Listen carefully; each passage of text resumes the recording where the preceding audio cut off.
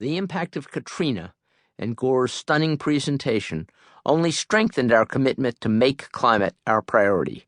After the convention, as executive director, I had a new mission.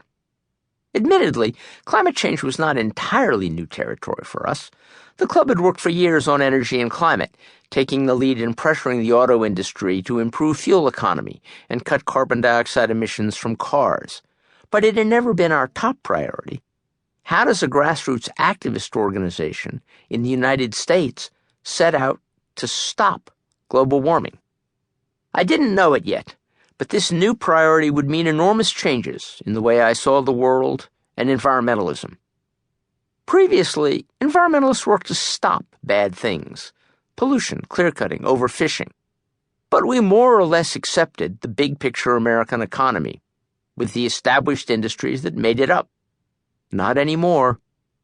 Now we were about to find ourselves in a different business, helping to foster a different kind of economic development, one based on knowledge and technology rather than fossil fuels.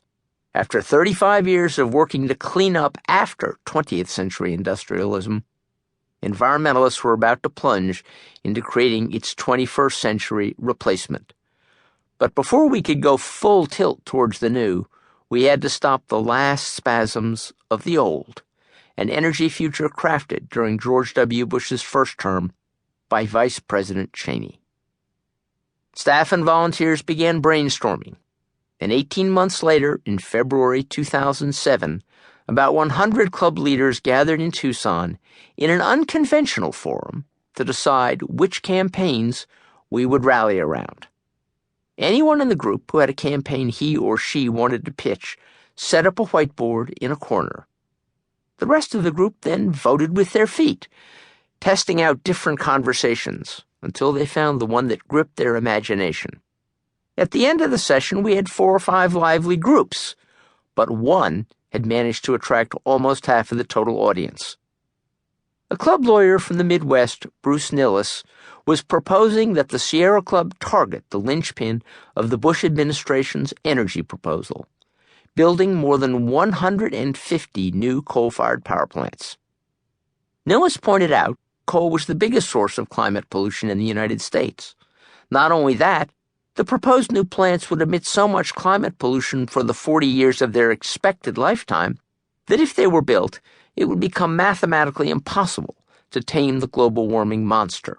This next generation of coal plants, he told us, would lock the United States into 750 million additional tons of carbon dioxide emissions every year, just when we needed to be cutting those emissions by that same amount by 2012. Nilles's pitch was that we faced what I have heard the Orthodox Patriarch Bartholomew call a kairos, a supreme moment at which one simply must act, however implausible or inconvenient.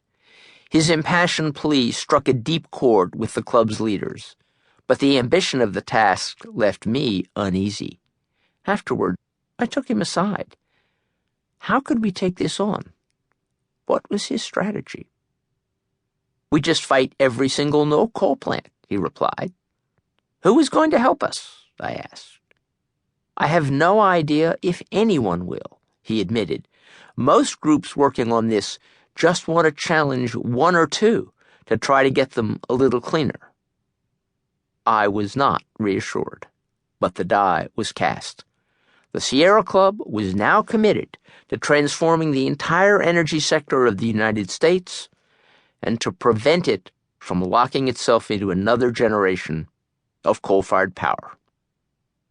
Thanks to some initial gifts from small family foundations and the leaders of the nascent solar industry, Bruce was able to hire lawyers for the effort, which we called Beyond Coal, and they began looking for planned coal-fired power plants to challenge.